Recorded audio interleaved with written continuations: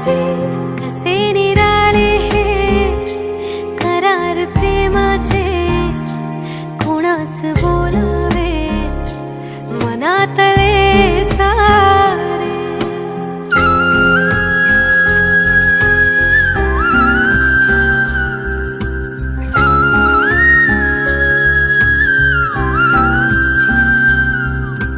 तुझ्या चाहुलीला आतुर मन माझे, तुझ्या विना आनंदाचे क्षण ओझे।